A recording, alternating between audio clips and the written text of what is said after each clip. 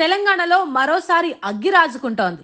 గత ఎన్నికల్లో కేసీఆర్ సర్కార్ ఓటమి తర్వాత తెలంగాణలో తొలిసారి నీటి యుద్ధం అటు కాంగ్రెస్ ఇటు బీఆర్ఎస్ పార్టీల దూకుడుకు కారణమవుతోంది. తెలంగాణ ఎవరి కోసమైతే ఏర్పడిందో, తెలంగాణ ఎందుకోసమైతే ఏర్పడిందో ఆ ఆకాంక్షలకు అనుగుణంగా 10 ఏళ్లుగా పాలన సాగించామని ఇన్నాళ్లు బీఆర్ఎస్ పార్టీ చెప్పుకుంటూ ఉంటే అసలు బీఆర్ఎస్ పాలనలోనే తెలంగాణ ఆగమైందంటూ అధికార కాంగ్రెస్ పార్టీ నిప్పులు చెరుగుతోంది. కేసీఆర్ పాలనంతా డొల్లా అని, పైన పటారం లోన లొటారం అన్నట్టుగా సాగిందని, అవినీతి కంపు కొడుతోందని, సాగు ప్రాజెక్టులన్నీ కూడా తెలంగాణకు భారంగా మారాయంటూ అధికార కాంగ్రెస్ మండిపడుతోంది. కాంగ్రెస్ పార్టీ అధికారంలోకి వచ్చిన నెలన్నరలోనే తెలంగాణకు అన్యాయం చేస్తోందంటూ బీఆర్ఎస్ పార్టీ నల్గొండలో ఉద్యమ బావుటా ఎగరవేస్తోంది.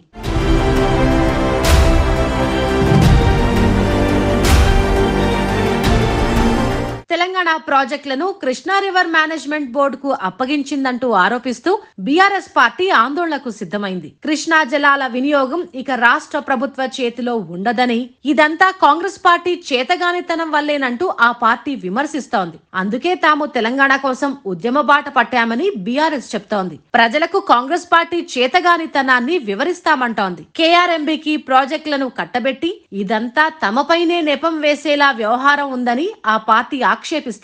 అందుకే అనారోగ్యంతో ఉన్నప్పటికీ మాజీ సీఎం కేసీఆర్ ఇందుకు నాయకత్వం వహిస్తున్నారని ఆ పార్టీ నేతలు చెప్తున్నారు. నీళ్లు, నిధులు, నియామకాల కోసమే తెలంగాణ వచ్చిందని, 10 ఏళ్ల పాలన కూడా వాటి చుట్టూనే తిరిగిందని, ఇప్పుడు నీళ్ల విషయంలో తెలంగాణకు అన్యాయం జరిగితే తాము చూస్తూ ఊరుకోమని బీఆర్ఎస్ పార్టీ చెప్తోంది. మొత్తంగా గత ఏడాది డిసెంబర్లో జరిగిన ఎన్నికల్లో ఓటమి తర్వాత తొలిసారి కేసీఆర్ నోరు విప్పబోతున్నారు. కాంగ్రెస్ పార్టీపై మొదటిసారిగా కేసీఆర్ విమర్శలు ఎక్కుపెట్టే అవకాశం కనిపిస్తోంది.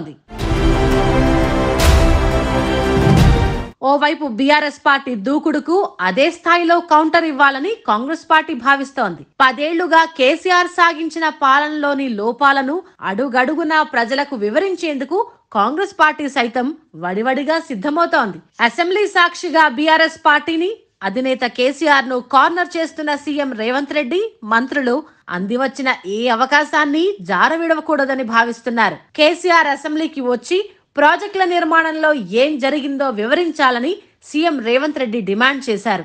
కేసీఆర్ సభకు వస్తే ఎమ్మెల్యేలకు, ప్రజలకు అన్ని విషయాలు తెలుస్తాయని చెప్పారు. తాజాగా కూలిపోతున్న మేడిగడ్డ ప్రాజెక్టుకు సంబంధించి అన్ని వాస్తవాలు తెలియాలంటే కేసీఆర్ కూడా అక్కడికొచ్చి ఎమ్మెల్యేలకు అన్ని విషయాలను వివరించాలని కోరారు. ప్రాజెక్టుకు సంబంధించిన వివరాలు రాష్ట్ర ప్రభుత్వానికి చెప్పాలని రేవంత్ రెడ్డి అన్నారు. కేసీఆర్ మేడిగడ్డకు వస్తానంటే హెలికాప్టర్ సైతం సిద్ధం చేస్తామని రేవంత్ రెడ్డి బంపర్ ఆఫర్ ఇచ్చారు. ప్రాజెక్టులు ఆధునిక దేవాలయాలన్న భావనను కాంగ్రెస్ పార్టీ అర్థం చేసుకుంది కాబట్టే ఇంకా మొత్తం వ్యవహారంపై విచారణను సాగిస్తోందని, లేదంటే మరోలా ఉండేదని మంత్రులు సభ సాక్షిగా వెల్లడించారు. ప్రాజెక్ట్ రీడిజైన్ పేరుతో ఓ బ్రహ్మ పదార్థాన్ని కనిపెట్టి అంచనాలు పెంచేసి కేసీఆర్ దండుకున్నారని కాంగ్రెస్ నేతలు ఆరోపించారు. కుంగిన ప్రాజెక్టును రిపేర్ చేయకుండా గత ప్రభుత్వం దాచిపెట్టిందని, అటువైపు ఎవరు కూడా వెళ్లకుండా పోలీస్ బందోబస్తు ఏర్పాటు చేసిందని దుయ్యబట్టారు. నిర్మాణ ఫైళ్లు లభించకుండా విజిలెన్స్ విచారణకు అడ్డొస్తున్నారని ఆక్షేపించారు. డాక్యుమెంట్లు మాయం చేసిందని, విజిలెన్స్ విచారణ జరగకుండా అడ్డుకుంటున్నారని సీఎం రేవంత్ రెడ్డి మండిపడ్డారు. మేడిగడ్డ బ్యారేజ్ లో భారీ అవినీతి జరిగిందని, వేల కోట్ల రూపాయల ప్రజాధనం దుర్వినియోగమైందని మంత్రులు సభ సాక్షిగా బీఆర్ఎస్ సర్కార్ పై విమర్శలు గుప్పించారు. సభలో నీటిపారుదల శాఖ మంత్రి Uttam Kumar Reddy power point presentation ఇచ్చారు. గత ప్రభుత్వ తప్పిదాలు తెలంగాణ పాలిట శాపాలయ్యాయని చెప్పారు. అప్పగింత ప్రక్రియ అంతా బీఆర్ఎస్ హయాంలోనే జరిగిందని, అప్పటి ప్రభుత్వం కల్లబుల్లి కబుర్లు చెప్పిందని ఉత్తమ్ ఆరోపించారు.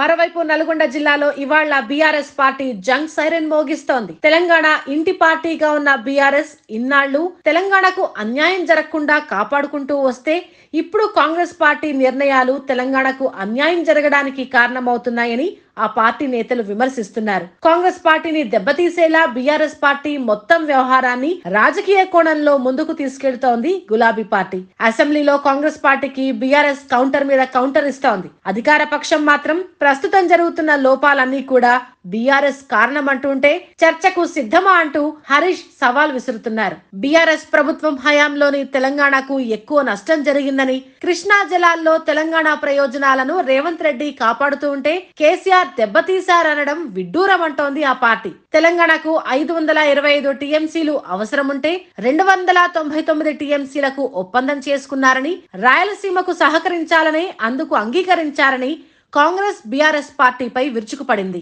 అయితే తెలంగాణకు కేఆర్ఎంబీ కేటాయించిన 299 టీఎంసీలను వ్యతిరేకిస్తూ 27 సార్లు లేఖలు రాసిన విషయాన్ని హరీష్ గుర్తు చేశారు. కృష్ణా జలాల్లో తెలంగాణకు అన్యాయం జరగడానికి కారణం ముమ్మాటికి కేసీఆర్ అంటూ అసెంబ్లీ సాక్షిగా ప్రభుత్వ పెద్దలు విరుచుకుపడుతూ ఉంటే ప్రాజెక్టులను కేఆర్ఎంబీకి అప్పగించి కాంగ్రెస్ పార్టీ తెలంగాణకు నష్టం చేస్తోందని హరీష్ ఆరోపించారు.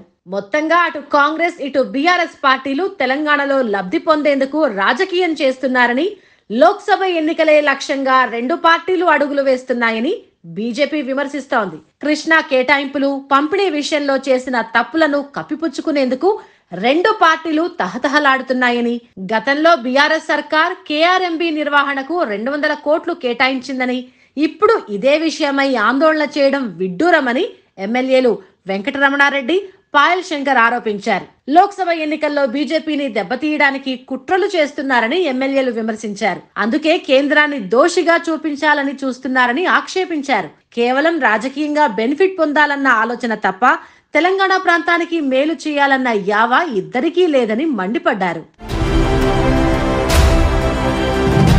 తెలంగాణలో నీటి యుద్ధానికి మూలం కేఆర్ఎంబీ యాజమాన్య హక్కుల కేటాయింపు రూపంలో జరుగుతోంది. కానీ తెరపైకి కేఆర్ఎంబీ కనిపిస్తున్నప్పటికీ తెర వెనక రాజకీయం మాత్రం పెద్ద ఎత్తున జరుగుతోంది. త్వరలో జరగనున్న లోక్సభ ఎన్నికల్లో ప్రజల ఆలోచనలను డైవర్ట్ చేసేందుకు అటు కాంగ్రెస్ ఇటు బీఆర్ఎస్ ప్రయత్నిస్తున్నాయన్న విమర్శలు వినిపిస్తున్నాయి. మొత్తంగా తెలంగాణ ఉద్యమానికి ఊపిరిలూదిన నీళ్ల అంశం ఇప్పుడు రాజకీయాలకు కారణమవుతోంది.